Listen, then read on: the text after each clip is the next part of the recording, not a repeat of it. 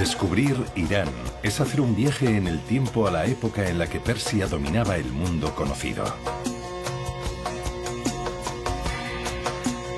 La actual República Islámica de Irán ha vivido momentos oscuros, pero hoy ofrece un aspecto más tranquilo y cuenta con numerosos atractivos. Las delicadas cerámicas azules de los monumentos religiosos de Isfahán, el esplendor de Persépolis o las riquezas de Shiraz. En Irán, hospitalidad no es una palabra hueca, y desde los confines de las montañas de Zagros hasta el desierto, los iraníes nos han abierto las puertas a un magnífico cambio de aires. Irán, tesoros de Persia. En unos años, la capital, Teherán, se ha transformado en una megalópolis de 8 millones de habitantes. A diferencia de las otras grandes ciudades de Irán, es una ciudad reciente, en la que la historia solo ha dejado una huella relativa. La Torre Asadi es su monumento más representativo.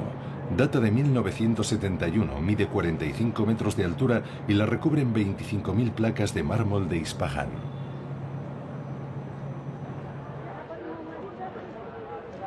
Persa, azerbaiyana, guilaquí o kurda, la población de Irán es el resultado de casi 5.000 años de una historia que se remonta al origen de Mesopotamia.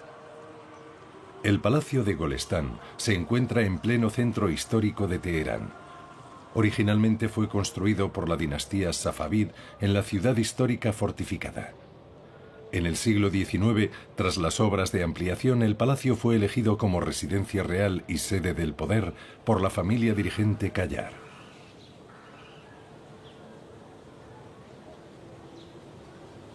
En su momento, el Palacio de Golestán encarnaba un nuevo estilo que combinaba las artes y la artesanía persas tradicionales con elementos arquitectónicos y técnicos europeos del siglo XVIII.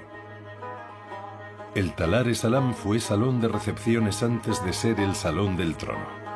Esculturas de gran finura acompañan un trabajo de orfebrería hecho con piedras preciosas.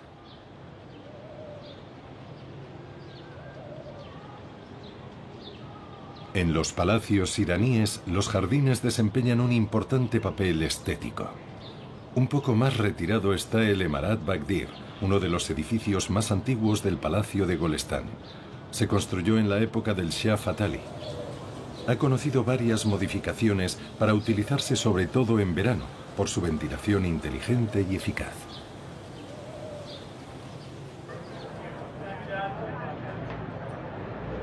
Cerca de allí, en el centro de la ciudad, los accesos al bazar siempre están muy concurridos.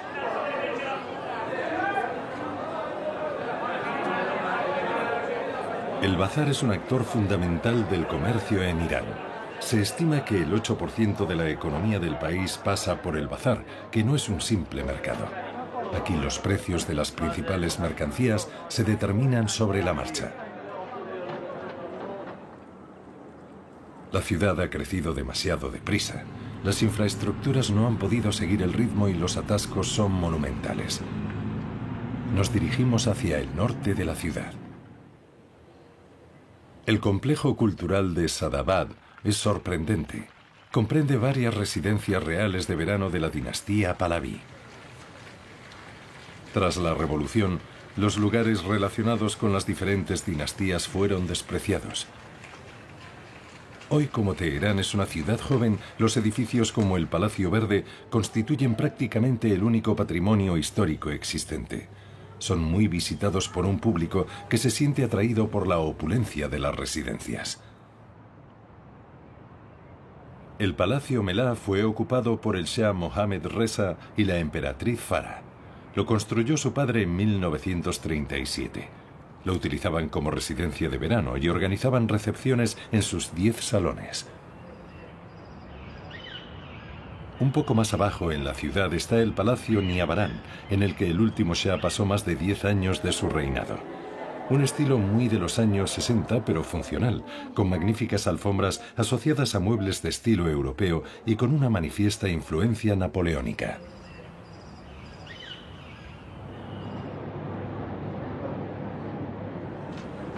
En los barrios nuevos, la lenta apertura que conoce el país se traduce en la emergencia de cafés a la europea.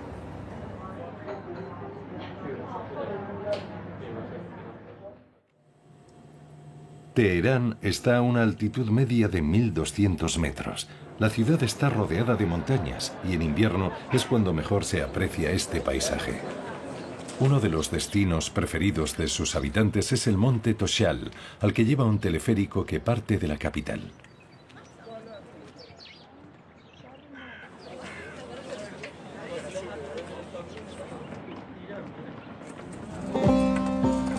Para llegar a la cima hay dos tramos. Ya en la primera parada el ambiente cambia por completo. La nieve y el frío están muy presentes.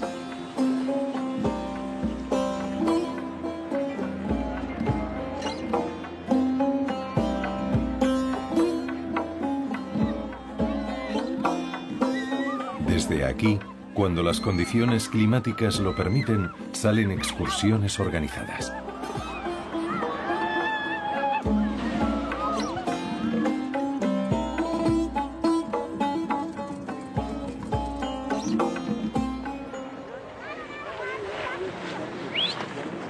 La cima del monte Toshal se encuentra a 3.964 metros de altitud. Muy cerca podemos encontrar una pequeña estación de esquí. Varios telesillas permiten disfrutar de las pendientes y de la nieve. El ambiente no tiene nada que envidiar a las estaciones de esquí de otras partes del mundo. Detrás del monte Toshal hacia el norte, la cadena Alborz se extiende con sus magníficos valles. A lo lejos destaca el monte Damavand. Su cono casi perfecto, que culmina a 2.650 metros, es un símbolo de Irán. Disin es la estación de esquí más conocida y más antigua de Irán. Está a 2.650 metros de altitud y disfruta de unas condiciones excelentes para la nieve.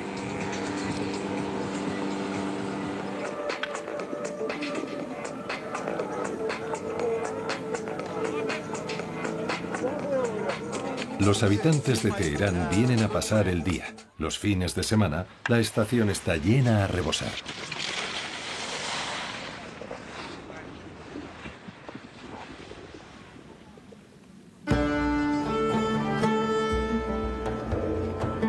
En el valle adyacente, las estaciones de Darbansar y Shemshak sobre el monte Seshi son muy conocidas por sus pronunciadas pendientes.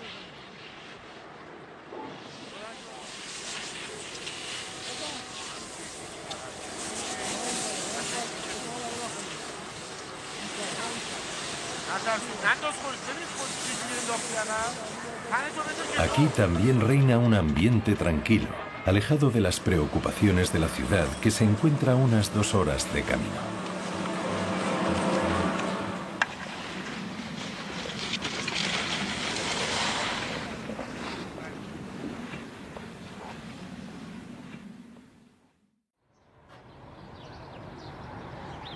Nos dirigimos hacia el norte del país. La ciudad de Qazvin fue la capital del Imperio Persa en el siglo XVI. Hoy es conocida como la capital de la caligrafía. También es un lugar de peregrinaje para los chiitas, que vienen a rezar a la tumba del hijo de un imam, Imam Sadeh Hussein, muy importante para ellos. El mausoleo se construyó en el siglo XIV. Fue reconstruido bajo la dinastía Safavid y completado en el siglo XIX con un gran portal callar decorado con cerámicas. Los dignatarios religiosos o las personas muy piadosas pueden acercarse a la tumba cuando se celebra un funeral.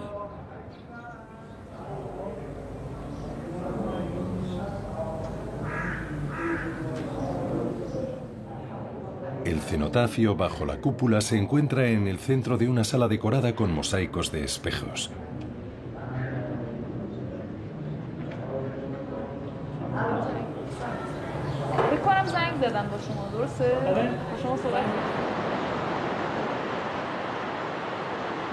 Siguiendo nuestra ruta hacia el norte, llegamos a las playas del Mar Caspio.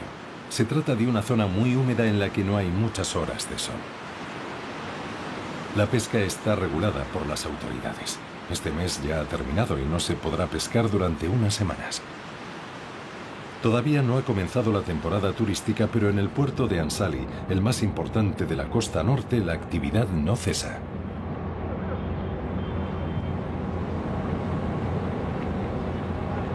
Algunos pescadores echan sus redes ignorando la regulación. En sus buenos tiempos, Ansali era un importante centro de producción de caviar. La visita al puerto en lancha motora es toda una atracción.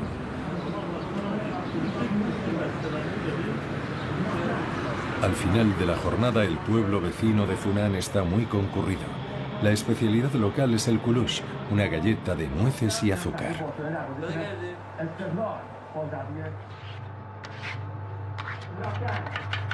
Primero se amasa un buen rato.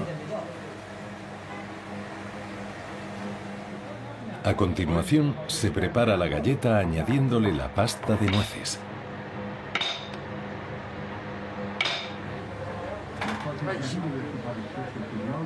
Antes de hornearla unos minutos, se decora con dibujos en relieve.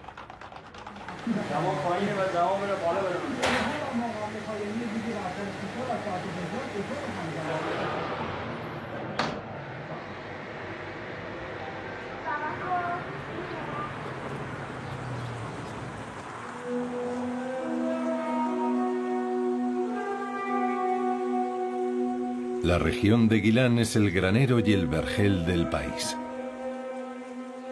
Es una zona muy húmeda que permite el cultivo de arroz.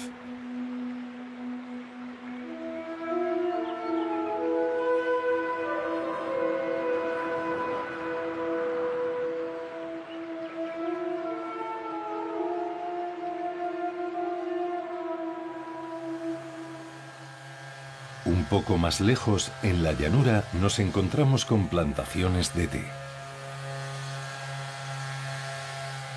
La cosecha comienza a finales de abril.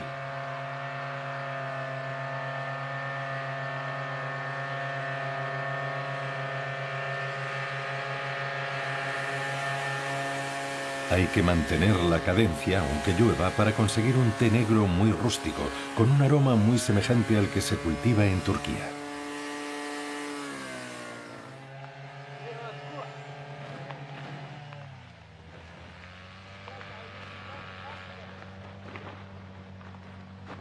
Ali Farsa trabaja para el propietario de estas tierras. Prepara los sacos que salen hacia la fábrica.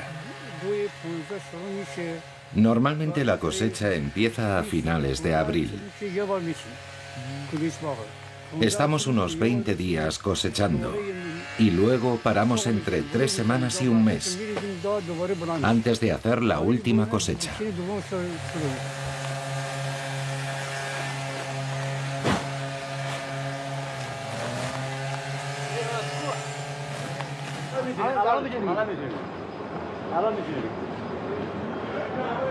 Chaisho es una de las muchas fábricas de transformación de té de los alrededores. La recolección del día se lleva al lugar en el que se deja secar. En Irán se bebe mucho té. La cosecha de toda la región apenas cubre la demanda local. El resto del país importa té de India o de Sri Lanka. El director Habib Askari no necesita esforzarse mucho para dar salida a su té, que se vende fácilmente. Normalmente, en Irán se comienza la jornada con una taza de té. Es una tradición. En el norte, solo producimos té para la gente de la región.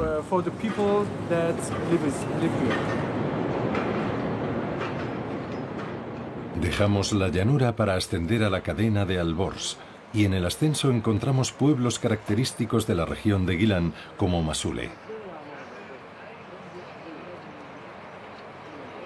Situado a 1000 metros de altitud, su arquitectura es única. Las casas construidas sobre la ladera de la montaña están unidas entre sí.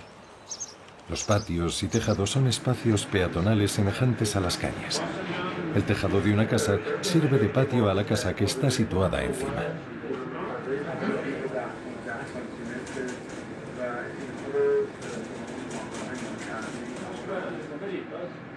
Aquí se habla gilaki, un dialecto local de raíces caucásicas.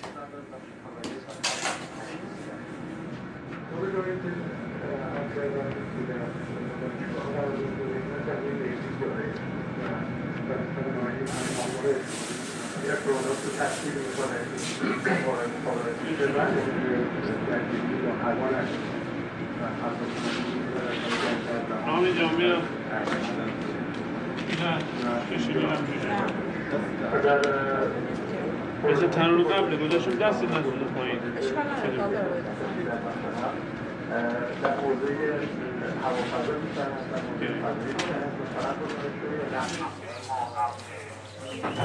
Antes de empezar la jornada de trabajo en el campo, los habitantes toman té con pan recién hecho en el centro del pueblo.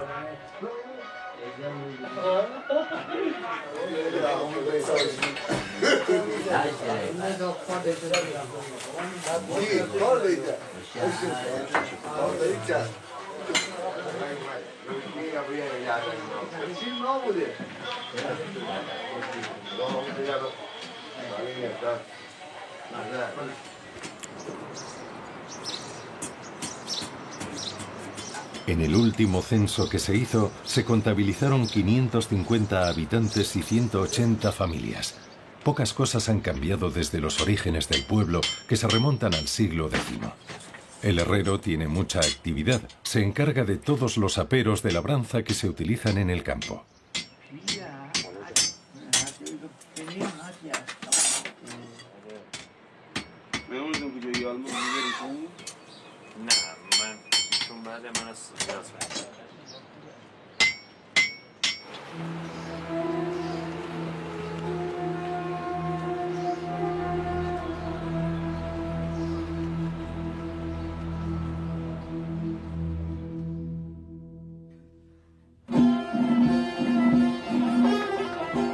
Nos dirigimos al centro del país, a Isfahán.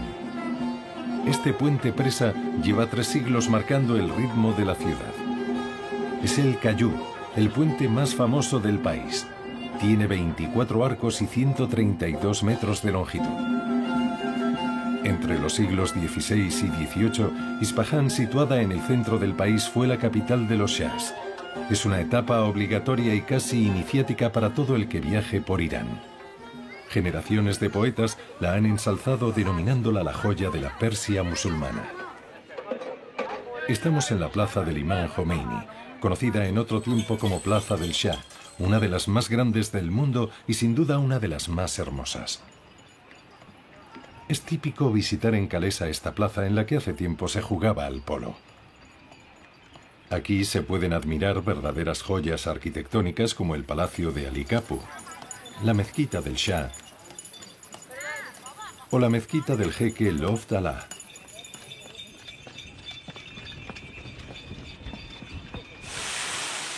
Terminada en 1619 tras 16 años de obras, fue construida de forma inhabitual sin minaretes, sin patio interior y reservada al uso privado de la familia real.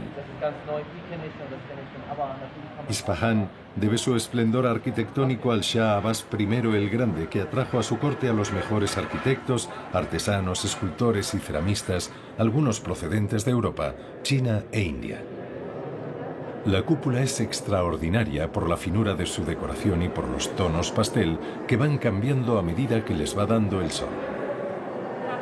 Probablemente el Mihrab sea uno de los más hermosos de Irán, con todas las caligrafías en las que figuran los nombres de los 12 imanes chiitas y el de los arquitectos de la mezquita.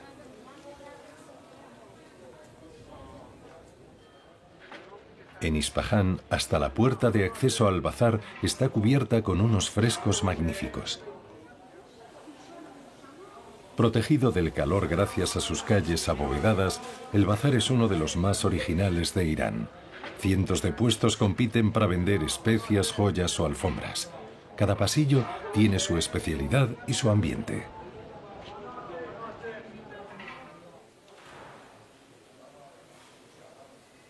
En una zona más tranquila, protegida de las miradas, están los vendedores de oro y plata.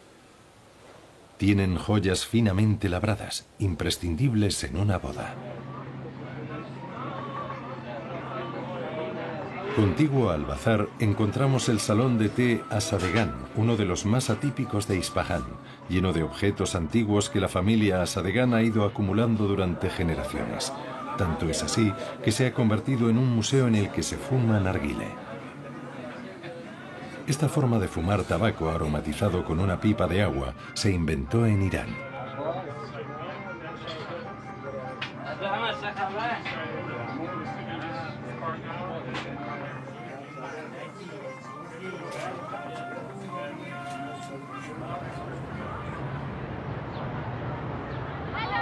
Otro lugar extraordinario de Isfahán es Siosepol. Posee 33 arcos y una circulación en 2 niveles. Antes de la conquista árabe, separaba la ciudad iraní de la ciudad armenia.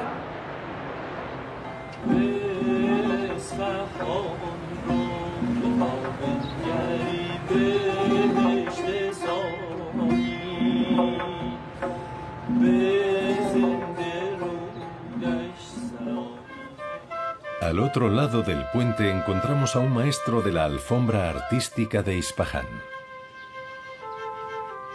Desde que era muy joven, Akbar Mahdihi ha aprendido con los maestros de alfombras de la ciudad. Para afianzar su estilo realista y audaz, él mismo pinta las flores en cartones para que le sirvan de guía en la confección. Se necesitan alrededor de 80 cartones y más de un año de trabajo antes de pasar a la fabricación.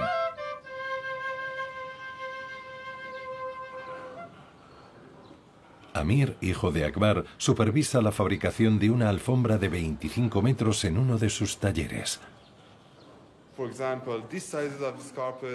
La confección de una alfombra de estas dimensiones en un taller normal normalmente se lleva a cabo durante un año.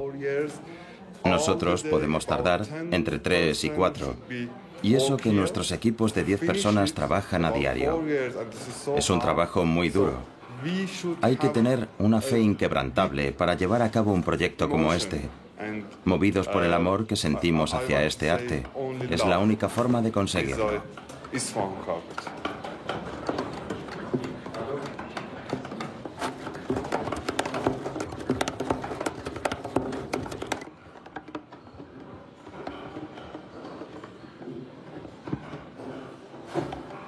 Todos los colores se obtienen con tintes naturales.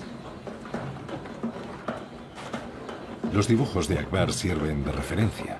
El trabajo se realiza con una precisión extraordinaria bajo la continua supervisión de la responsable del taller.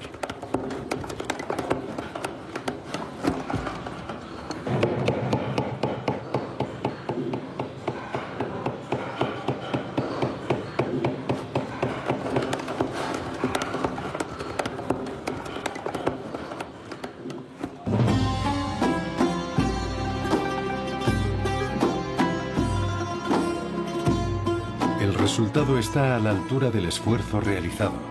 La familia recibe en un salón de exposiciones privado a los clientes interesados en estas obras, dispuestos a desembolsar casi 200.000 euros para adquirirlas.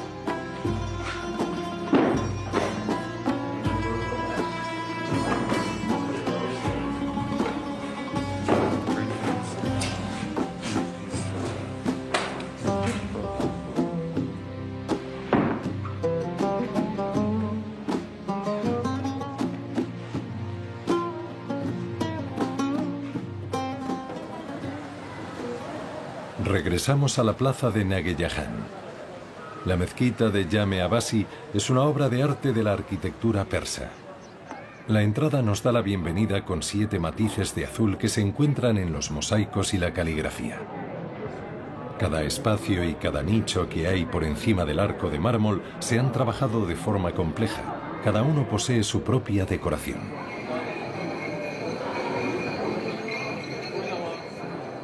El Shah Abbas I inició las obras en 1611, pero hasta el final de su reinado en 1629 no pudo empezar a disfrutar del espectacular proyecto. La cúpula alcanza los 36 metros de altura y la decoración es de una extraordinaria riqueza. En la actualidad, la mezquita se utiliza para la oración del viernes, por eso en el patio principal hay toldos que protegen a los fieles del sol. El Palacio Ali Kapur era la residencia del Shah Abbas I. Gracias a este impresionante edificio de 6 pisos, podía disfrutar de una vista excepcional de la gran plaza. Era un melómano, y en el último piso construyó salones de música con una acústica muy eficaz para la época. Algo después, bajo el reinado del Shah Abbas II, el palacio de Shehel Sotun se utilizaba como pabellón de descanso y recepción. Las habitaciones están recubiertas de frescos que alaban la valentía de los soberanos persas, como los que representan la victoria de Nadir Shah sobre los mongoles. En la ciudad, nada indica desde el exterior la presencia de un surkhane, que significa casa de fuerza. Es un gimnasio para hombres, con una especie de anfiteatro. En él se practica la lucha y la musculación. Se trata de una tradición heredada de los persas. Todos los aparatos hacen referencia a un arma o guardan relación con la guerra. Las mazas pesan entre 5 y 45 kilos. Comenzó hace cerca de 5.000 años, pero no era un deporte, sino un entrenamiento. Hace unos 3.000 años, las guerras se multiplicaron y se empezó a entrenar también al aire libre, con caballos.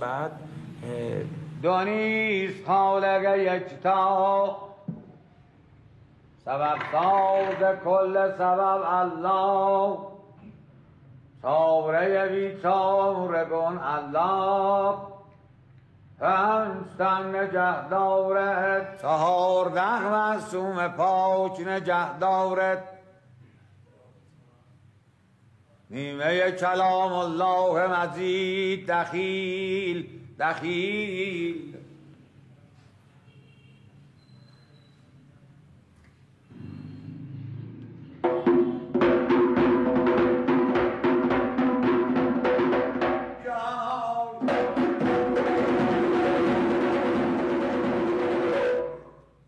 Cuando todo el mundo está listo, el Moshed, el guía, dirige el calentamiento y la musculación. Abelfasi es uno de los miembros mejor preparados de este surkhane.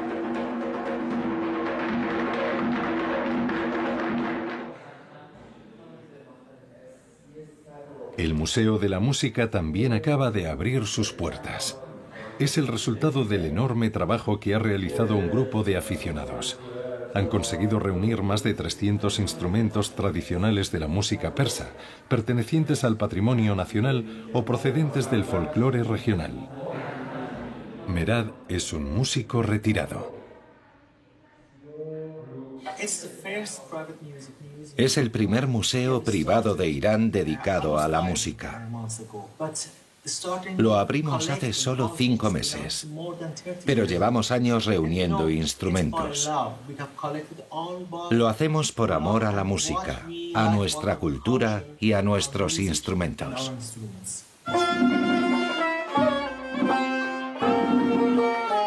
Merad suele quedar con músicos que están considerados unos maestros en su especialidad.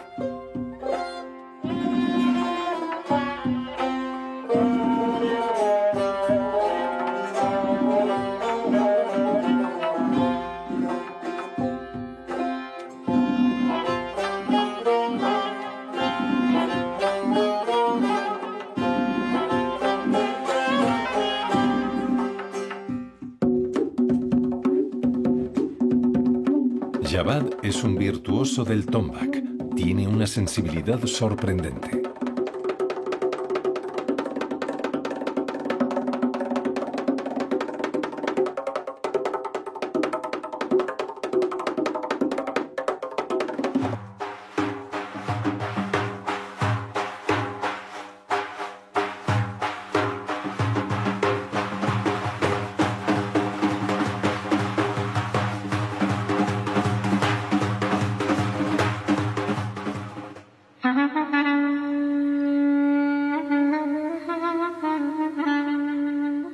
Al este de Isfahán se encuentran las montañas de Zagros, que forman una de las principales cadenas montañosas del país. Estamos en pleno territorio Bakhtiari, la mayor tribu nómada de Irán. Las primeras familias acaban de llegar al pueblo de Shelgar, que está a 2.300 metros de altitud, procedentes del lugar de invernada en Yuzestán.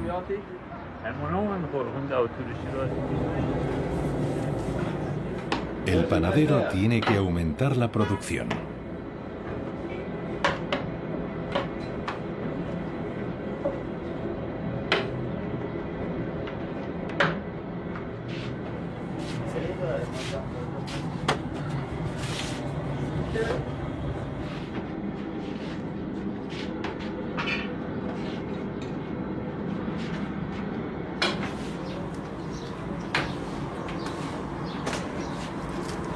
Los hombres llevan un sombrero de fieltro negro y un abrigo de lana beige con motivos también negros.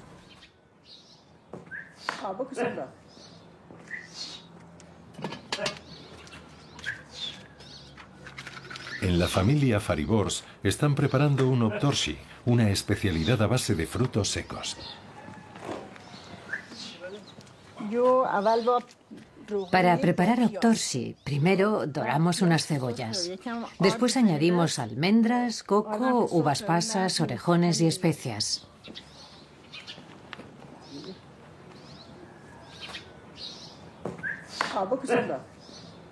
Después del frío de los meses de invierno, en cuanto las temperaturas lo permiten, las familias empiezan a hacer vida al aire libre.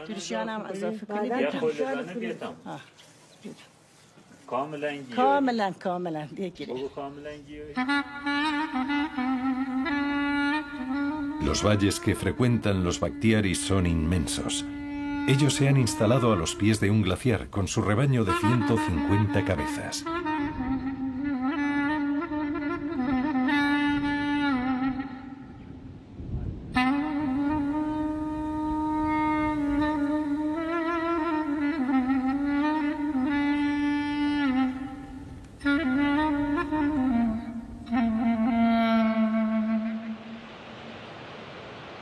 En invierno todo está cubierto por una capa espesa de nieve que en esta época del año apenas acaba de fundirse.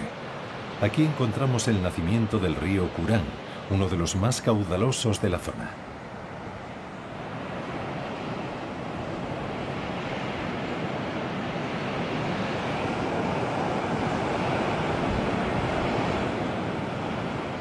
Varias cimas superan los 4.000 metros de altitud.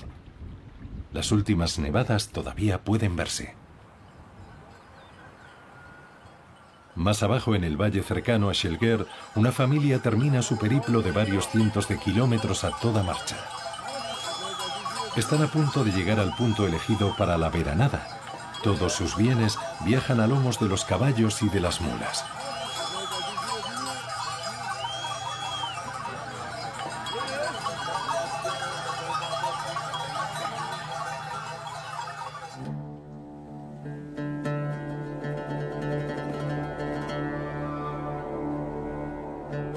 Van a instalarse cerca de la familia Dawoodi.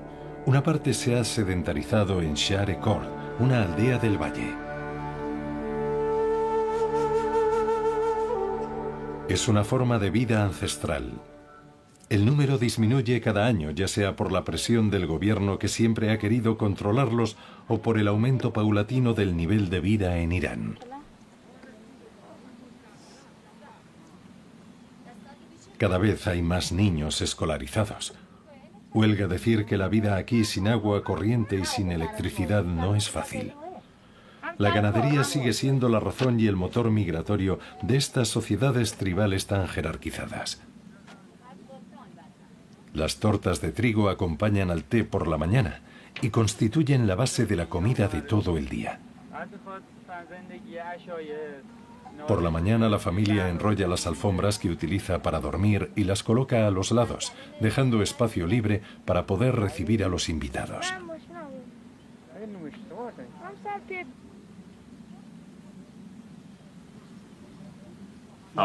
Nosotros vivimos en tiendas tradicionales, no vivimos en pueblos ni en casas, sino en tiendas.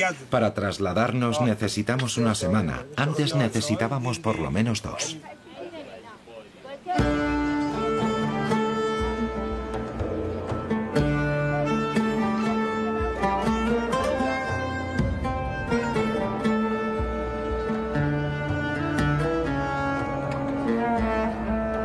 Los abuelos son los que más apego sienten por este modo de vida en plena naturaleza. Aprecian el espíritu de libertad que conlleva.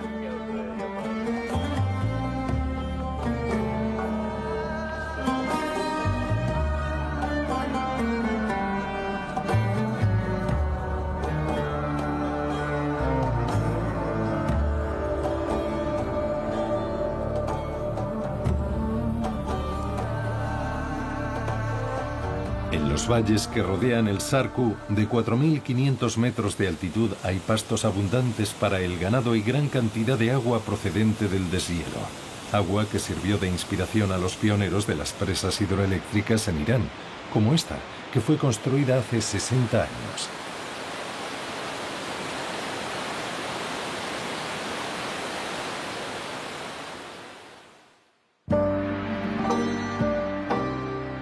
Proseguimos nuestro camino hacia el sur del país y el paisaje se vuelve desértico.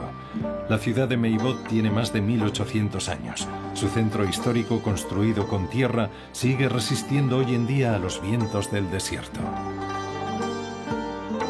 El castillo de Narín es el vestigio más antiguo de este tipo de construcción. Data de antes de la llegada del Islam a Irán. Se construyó en la colina de Galén, desde donde domina toda la ciudad.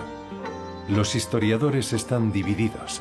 Están de acuerdo en afirmar que sirvió bajo las dinastías aqueménida y sasánida, y algunos avanzan que podría ser uno de los primeros templos de fuego del zoroastrismo.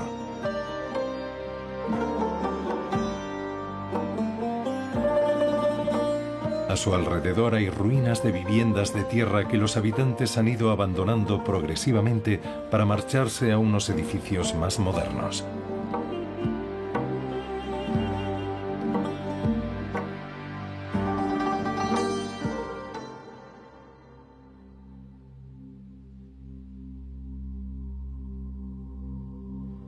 A 70 kilómetros de Meibod, entre el desierto de Dasht-e-Kavir al norte y el de Dasht-e-Lut al sur, se encuentra Yazd, una ciudad sorprendente. Según la UNESCO, se trata de una de las ciudades más antiguas del mundo después de Ur, en Mesopotamia. Yazd ya era conocida 3000 años antes de Jesucristo con el nombre de Yasatis.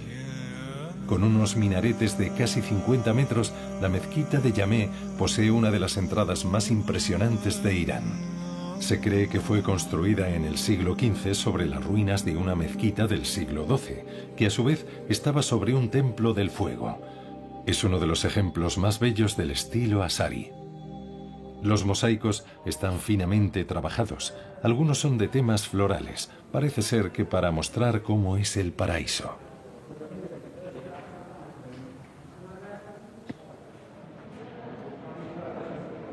La cúpula y el mihrab retoman estas ilustraciones a través de mosaicos en los que se intercalan fragmentos enteros de caligrafías.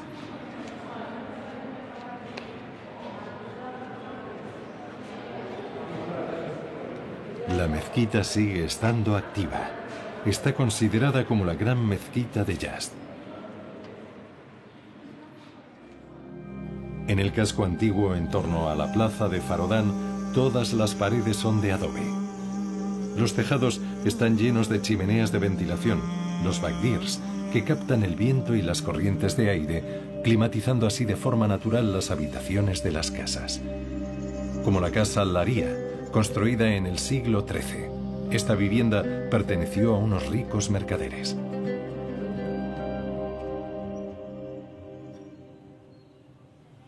En la parte más moderna de la ciudad, los mercaderes prosiguen con la actividad que en la época de Marco Polo había convertido a Yazd en una de las ciudades más activas de la ruta de la seda.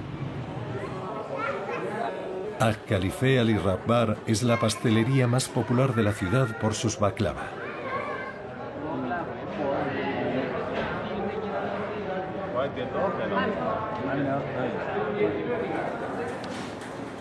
En las cocinas podremos averiguar el secreto de estos baklavas, que son mucho más dulces que los de Oriente Medio.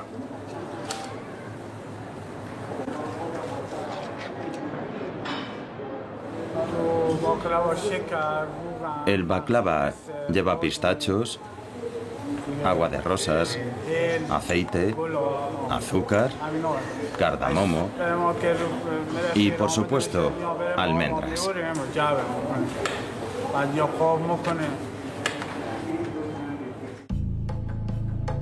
Yazd es una ciudad importante para el zoroastrismo, una de las religiones más antiguas del mundo. Se remonta a varios siglos antes de Jesucristo. Fue la religión de Persia durante 4 siglos antes de la conquista de los árabes. En el Templo del Fuego los fieles se purifican con el fuego cuya llama se mantiene desde la noche de los tiempos. Otro lugar importante para los zoroastrianos son las Torres del Silencio, situadas en el exterior de la ciudad. Los persas consideraban los cadáveres como algo impuro, que no se podía poner bajo tierra ni arrojar al fuego ni al agua sin ensuciar uno de estos tres elementos. Solo el cadáver del rey era divino y tenía derecho a una tumba. El resto de cadáveres se exponían en anchas torres abiertas, las Torres del Silencio, para que los devorasen las aves rapaces. Cuando no quedaban más que huesos, se juntaban en un osario central.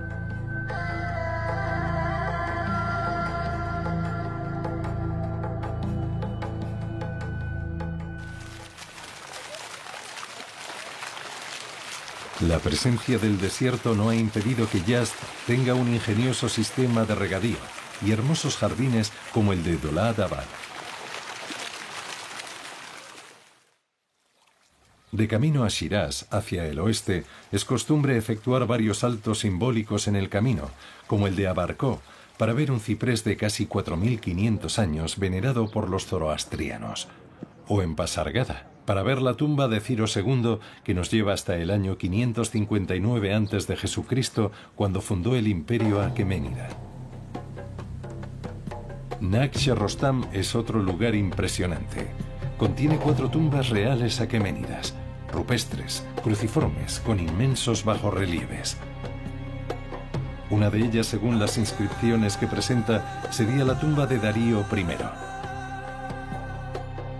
Las otras 3 que están a los lados de la de Darío I serían la de Jerjes I, Artajerjes I y Darío II.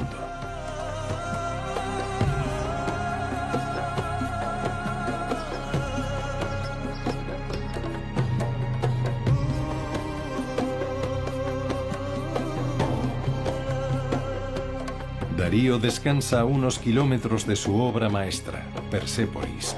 Al principio se llamaba Parsa. En el 515 a.C., su fundador Darío I realizó grandes prodigios para edificarla.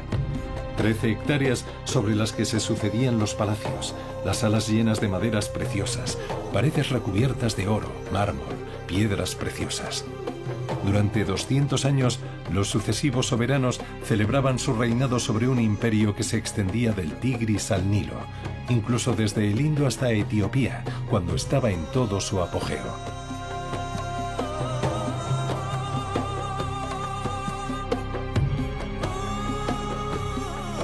Darío acumuló tanta riqueza que cuando Alejandro Magno se apoderó de la ciudad en el año 330, necesitó 10.000 mulas y 500 camellos para llevárselo todo. Después, Persépolis fue pasto de las llamas.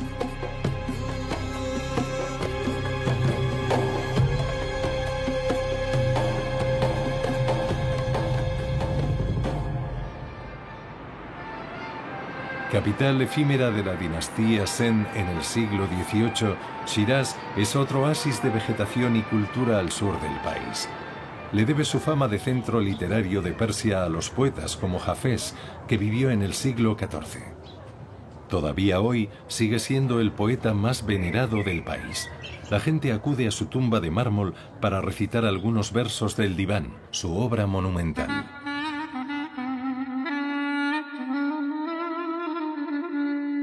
En el centro de la ciudad está la mezquita Nasir ol-Molk, que a simple vista parece un lugar de culto tradicional. Sin embargo, esconde un magnífico secreto muy colorido.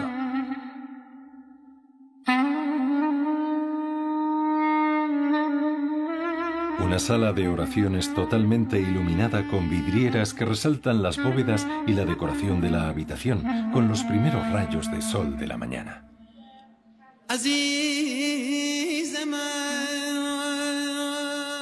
La mezquita chiita fue construida a finales del siglo XIX. La llamaron la mezquita rosa por ser este el color que predomina en su decoración interior. En muchos pilares, un ojo entrenado podrá distinguir en medio de la piedra unos tarugos de madera. Se trata de una zona con gran actividad sísmica y de este modo se intentan amortiguar los efectos de un terremoto. Los temas florales suelen hacer referencia a artistas europeos. Incluso hay representadas iglesias. En el pensamiento persa, el jardín representa el paraíso terrenal. El jardín botánico de Eram es el ejemplo más frecuente. Estanques, rosales y escaramujos llevan a un palacio callar del siglo XX con una fachada lujosa, adornada con caligrafías coronadas con dibujos de animales salvajes.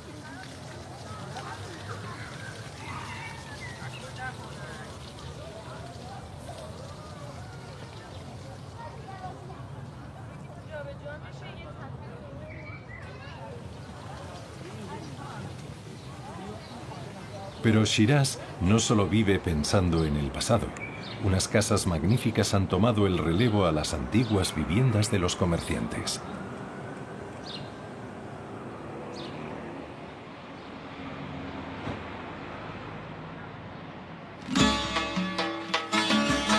En pleno centro de la ciudad se encuentra la ciudadela de Karim Khani, construida por iniciativa del primer rey de la dinastía San.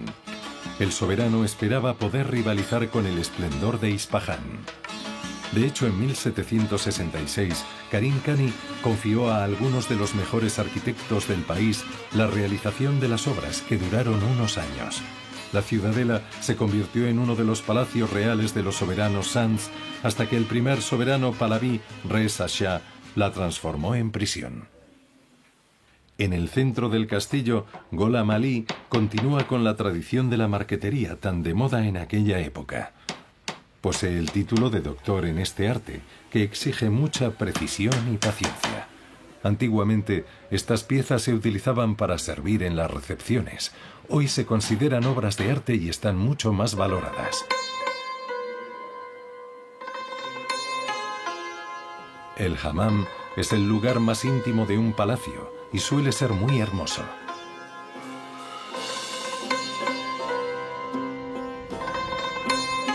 Las ondulaciones de los tejados del casco antiguo nos indican que estamos en el bazar. Siguiendo con la dinastía San, la ambición del soberano era convertir a Shiraz en un importante centro de comercio e intercambio. Pero cuando la dinastía Qajar tomó la ciudad y trasladó la capital a Teherán, la influencia de Shiraz disminuyó considerablemente.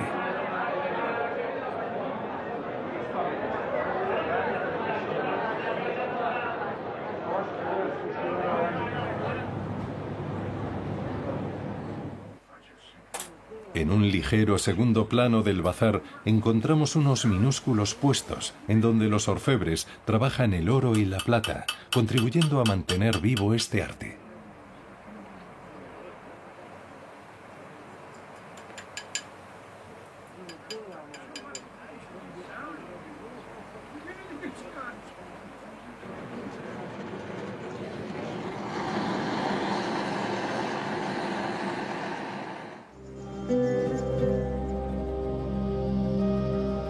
El Shah-e-Sheragh es uno de los lugares santos para el chiismo en Irán.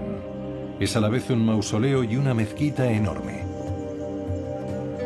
Aquí reposan los restos de Mir Ahmad, hermano del imam Reza, que murió en una guerra de religión durante el califato abasí. Convertido en centro de peregrinaje desde el siglo XIV, el lugar ha sido restaurado y ampliado en varias ocasiones a causa de los numerosos terremotos que ha sufrido. Mientras que en Shiraz la temperatura es de 37 grados, el deshielo prosigue lentamente en los últimos neveros del Ronji, a 3.700 metros de altitud. Estamos a unas horas en coche de la gran ciudad del sur en territorio Qashqai, la otra gran tribu nómada de Irán. Bahman ha venido para reunirse con su familia, que llegó hace poco para pasar los meses de veranada.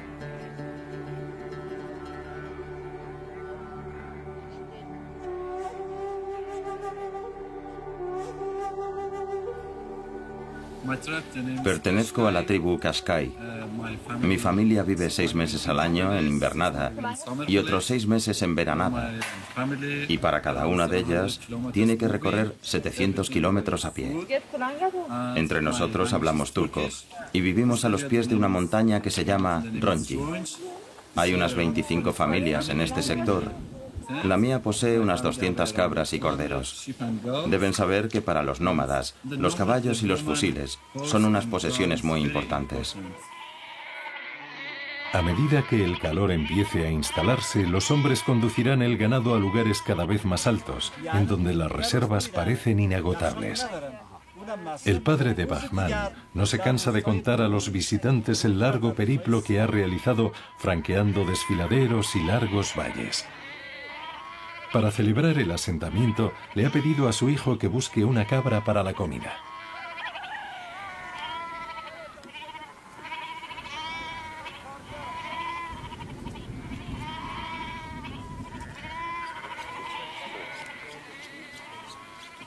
Se inicia todo un ritual, mientras que la madre de Bahman prepara la verdura.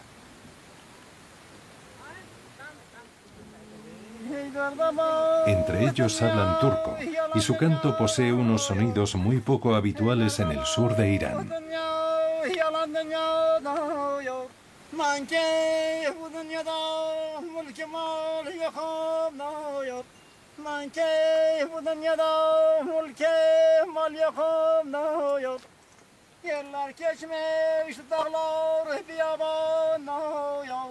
Benim dostum gelmiş o dağlarda ey guman no yar ey guman no yar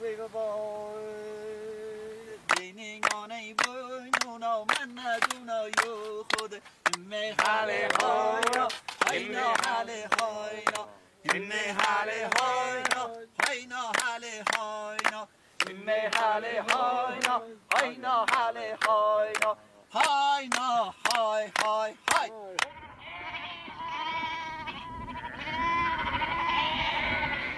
Ordeñar al ganado requiere organización.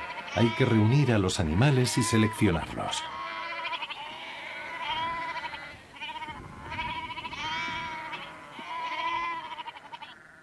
Todo el clan podrá comer y disfrutar de un descanso.